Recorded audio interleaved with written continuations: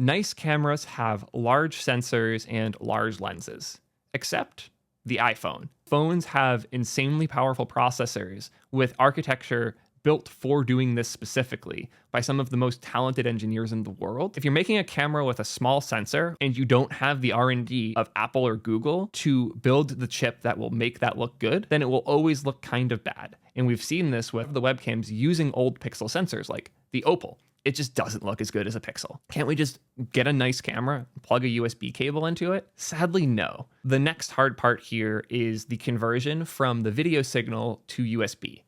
It's not as simple as take an HDMI and convert it, because the HDMI signal is insanely heavy bandwidth-wise. We're talking like 20 gigabits per second at certain resolutions, and your computer can't even ingest all of that data, much less convert it into something usable on the fly.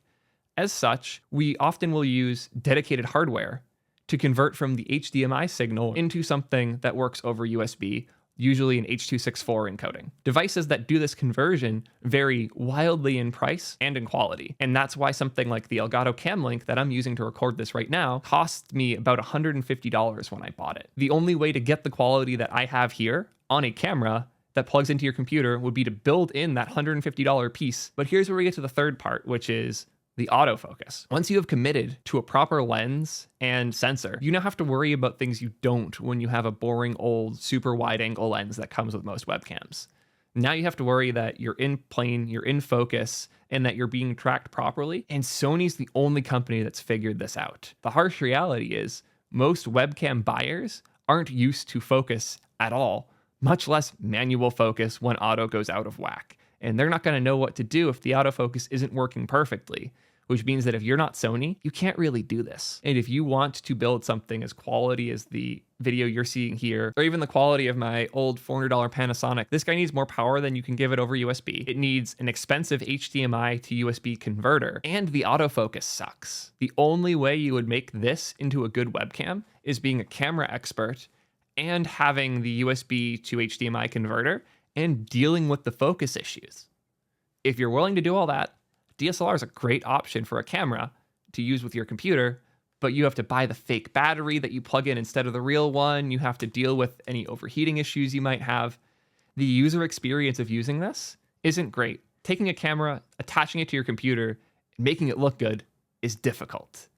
And I think it's really important to understand that when you complain about the state of USB webcams. Am I out of focus?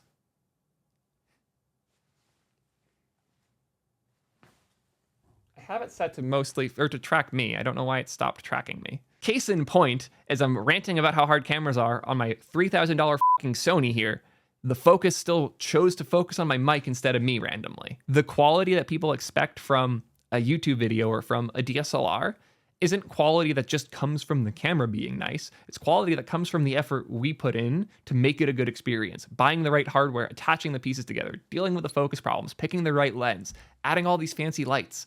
This is the stuff that makes my camera and my whole video setup look good. You can't build that all into a camera.